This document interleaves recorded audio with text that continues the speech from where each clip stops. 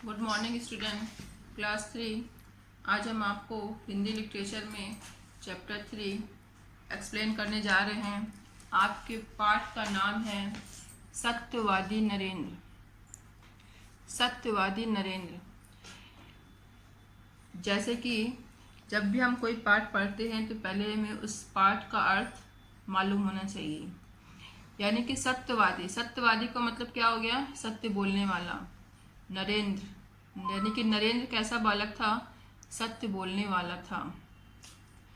और आपको ये भी पता होगा कि यही नरेंद्र आगे चलकर स्वामी विवेकानंद कहलाए। यानी कि स्वामी विवेकानंद का नाम तो आप लोगों ने सुना ही होगा। अब आप जब इस पाठ को पढ़ेंगे तो आपको खुद समझ में आ जाएगा कि ये वही बालक नरेंद्र है जो आगे चलकर स्वामी विवेकानंद कहलाए। सत्यवादी, सत्यवादी को मतलब सत्य बोलने वाला। और सत्य बोलने के लिए हमारे पास हिम्मत होनी चाहिए और साहस। तो आइए पढ़ते हैं इस पाठ को। पहले इसको अच्छे से रीड करते हैं और आप लोगों को भी इसकी रीडिंग करनी है। आइए देखते हैं सत्यवादी नरेंद्र। इस पाठ में क्या बताया गया है? नरेंद्र एक मेधावी छात्र था। मेधावी का मतलब क्या होता है? विद्वान। नरेंद्र कैसा बालक था? बहुत ही विद्वान था। सभी उसके व्यक्तित्व और वाणी से प्रभावित रहते थे। व्यक्तित्व यानी इसकी व्यक्ति की विशेषता। व्यक्ति की विशेषता बताने वाले क्या कहते हैं? व्यक्तित्व।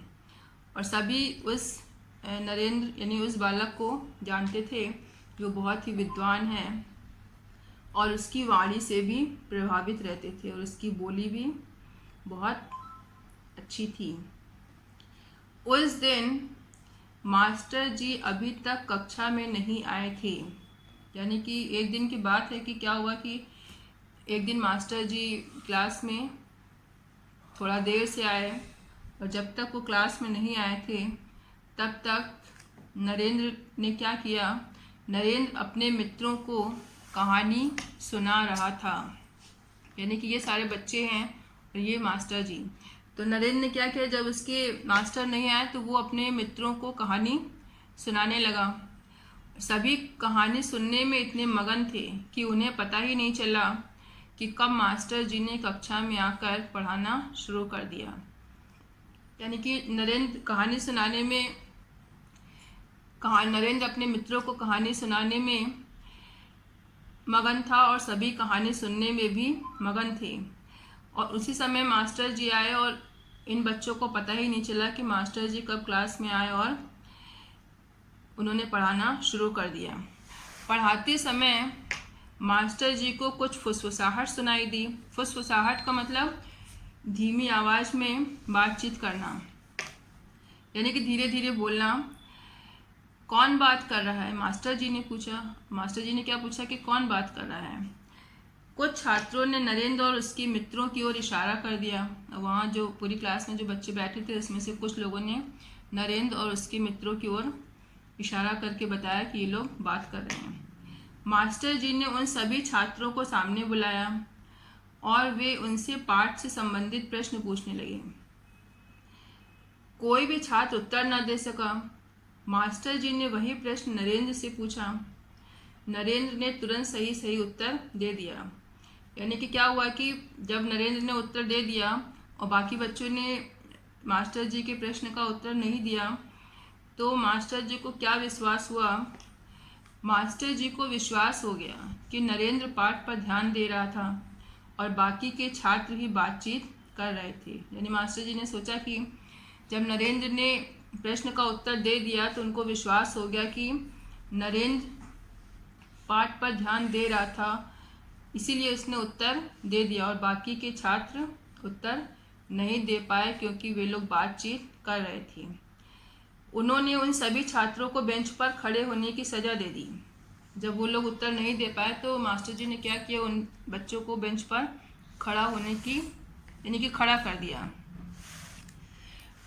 वे छात्र भी आगे बढ़कर बेंच पर खड़ा हो गया। यानी कि जब सब छात्र एक एक करके बेंच पर खड़े होने लगे तो नरेंद्र भी आगे बढ़कर बेंच पर खड़ा हो गया। मास्टर जी बोले, तुम बैठ जाओ नरेंद्र, तुमने कुछ नहीं किया है। तो जब नरेंद्र आगे खड़ा हो गया तो मास्टर जी ने कहा कि तुम बैठ जाओ क्योंकि तुमने कुछ नहीं किया है। यानी उनको लगा कि नरेंद्र ने मेरे प्रश्न का उत्तर दे दिया है, यानी कि वो मेरे द्वारा पढ़ाया हुआ पाठ बहुत ध्यान से सुन रहा था और बाकी बच्चे नहीं सुन रहे थे, इसलिए वे मेरे प्रश्नों का उत्तर नहीं दे पाए। नरेंद्र बोला, नहीं गुरुजी, मुझे भी बेंच पर खड़ा होना होगा क्योंकि मैं ही था जो इन सभी से बात कर रहा था। अब उसके मन में जो सत्य बात थी उसने गुरुजी को बताई कि नहीं गुरुजी, मुझे भी बेंच पर खड़ा होना होगा क्योंकि मैं ही था जो इन सभी से बात कर रहा था। यानी कि उसने अपनी सत्यवादिता को बताया, यानी कि मेरे अंदर सत्य क्या था उसने मास्टर जी को बता दिया। यानी उसने झूठ नहीं बोला कि मैं बात नहीं कर रहा था। मास्टर जी नरेंद्र की सत्यवादिता से अत्यंत प्रभावित हुए। वे बोले, नरेंद्र, तुम में सत्य बोलने का साहस है।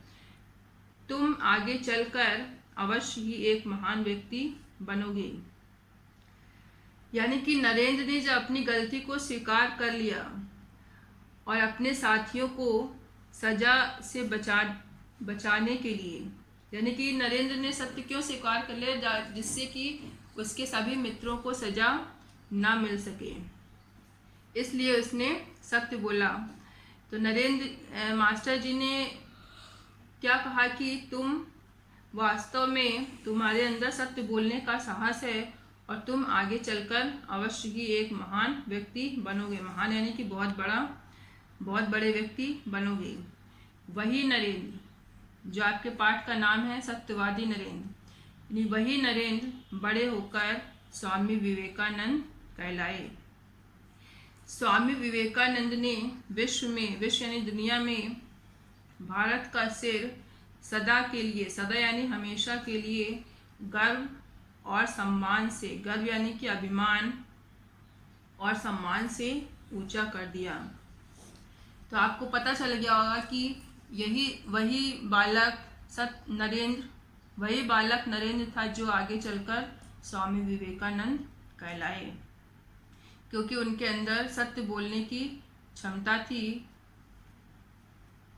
इस पाठ को आप लोग अच्छे से पढ़िएगा और रीडिंग बहुत अच्छी करिएगा।